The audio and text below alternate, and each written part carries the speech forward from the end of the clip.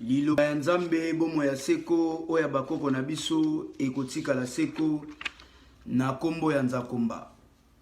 Na kombo ya Konga Mongali Chemaunga Mbunga Nyamolo Ibanza Maweja Nangila Akonga Oboyi bakoko fimbo ya kekele Oswani na Congo Nzala na Libumu. Donc lelo tozali ko fêter 19e édition ya fête ya bilanga. Donc totombeli teke elamu mokili mobimba na kombo ya Nzamba bakoko nde tokolobela pe mwa moke contenu na biso ya mokolo ya lelo ya fête ya bilanga. Fête na biso sala au moins 7 jours, dirais ya fête 7 jours. Donc fête va continuer tout ça moitié fin de la semaine. Donc na point na biso ya liya yambo tokoloba lo sambo ya bilanga égale production pambate teke ya bilanga égale ezali détermination d'évolution ya protection ya babikela munanza komba. Na point 2 repas de diversité ya banature pona kotondisa bomo ipe bomo to na biso na bokasi ya babikela munyonso. Repas d'alimentation biloko oyo ebimaka périodiquement maye bombinzo makokolo miel pe bongo na bongo. Ezali mokolo ya kolakisa valeur ya milona pona kotondisa bisengo ya libela na kati ya bomo ipe ya bomo to na biso mubimba développement ya pensée. Donc Golia ezape bisengo na bisengo ya bomo ya bato na kati ya mokili. So diso mutazali ete auza triste. Ya bako ba boyi biso sa Ramadan. Ba boyi biso ke na église to ke na ko crever ba faim na ba lokuta. Ya ngoko lia ya mutu nde pesa ka kisala rande ki mutu akanisa malamu. Ay ba nini na kosala lelo na lobi. Tala biso tozana bomengo mais tozoye beloko to kosala na mote parce que libumeza na nzala to landi ba livre. To landi ba Bible. Donc après 4 toyembaka 14 nzembo et 4 nzembo ya purification, 4 nzembo ya invocation et 3 nzembo ya glorification et 3 nzembo ya louange.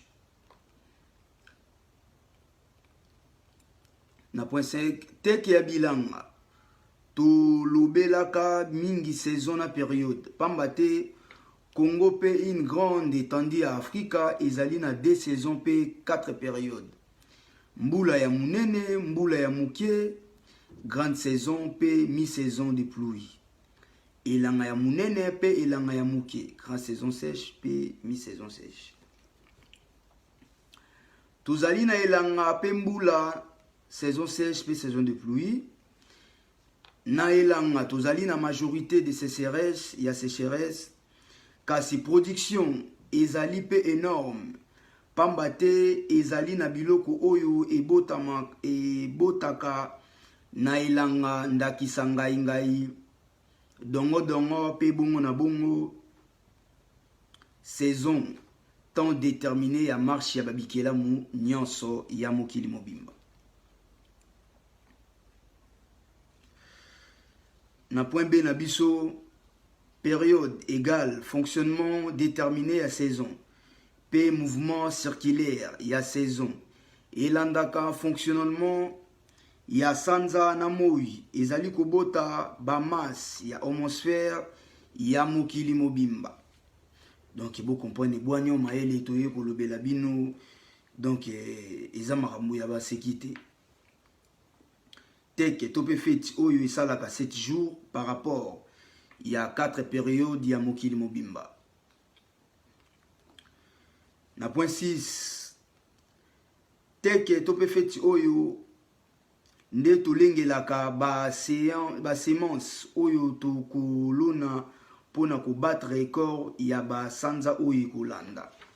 Da biso ato lona ka mingi pona to battre record yanki mbanga baki nzale ko ya na mokili pendant 25 ans. Soki yo mwana Kongo ebi kolona te oloni te donc nzala na libumu ti to kozongela bakoko ya bwana mayele pona to sepela na Nzakomba elongo. Na point 7 période et bongo la kaba fréquence ya ba nature nyonso na periode ya elanga sanza azipamaka na kati ya Londres de brouillard pe adiminaka Fox ya production ya biloko ebele ekozala ya kokauka pamba te moi pe a réduit flash ya rayonnante na ye pe molili ekomi koyingela noki. Donc na bamboko toza lokola ba hiver toza na période ya malili au mona mo ya diminuer flash ya rayonnante na ye et molili ezokota noki. Donc so bimena na tongo a omone molili tango zonga pe okotaka molili. Donc tu ba période malamu to sosola yango parce que mondele ba pesa 4 périodes na ye ba pesa 4 saisons na ya zo ba ndenga ko gérango mais biso to na 2 saisons kuna pe photo e ba lolenga nini ya ko gérango pona to bongisa bo moina biso to olandaka ba ninga te complexe o 4 saisons non 4 saisons pe ba tiki pe na hiver na malili o kukato lo bana zonga mboka.